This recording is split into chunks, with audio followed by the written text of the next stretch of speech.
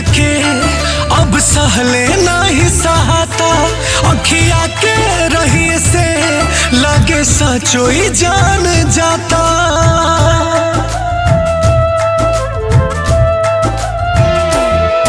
ये दर्द प्रीतिया के अब सहले नहीं सहाता, अखिए के रही से लगे सचो ही जान जाता। जब लिखल रहल जुदाई तो का भाव भइल मिलावे के, इतने उपैया बता दे राम जी, जान के सुरतिया भुलावे के। इतने उपैया बता दे राम जी, जान के सुरतिया भुलावे के।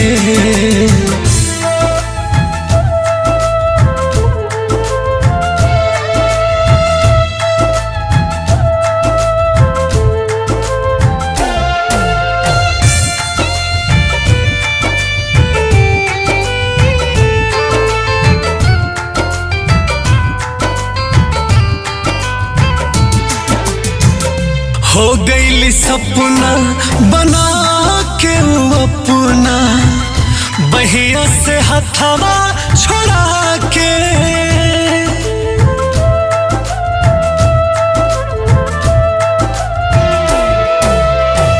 कागज के नैया बारिश के पानी, छोड़ देली बिचावे में लाके। हम प्रीत प्यार में यार दुनिया के भुला दिहनी, एगो बेवफा के खातिर सपना के जरा दिहनी। जब प्यार न कई तो का कवन हक बाटे सतावे के, इतने उपैया बता दे राम जी, जान के सुरतिया भुलावे के।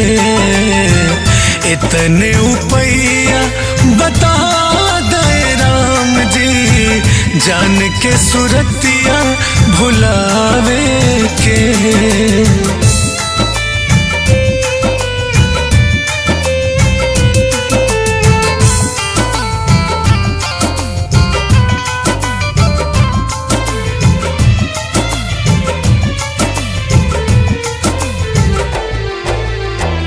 अब समझा के दिल सीना मेरा खब, गम के न देहब एहसास हो।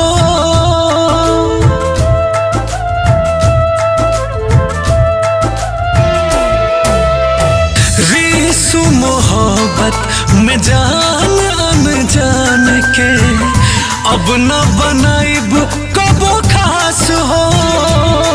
बस प्यार में धोखा बा हम करके जान गईली, ई प्यार ना होला पूरा आज ही हो मान गईली। कुछ बाचल नहीं बाटे अब उनके समझावे के, इतने उपैया बता दे राम जी, जान के सुरतिया भुलावे के। इतने उपैया बता दे राम जी, जान के सुरतिया भुलावे के।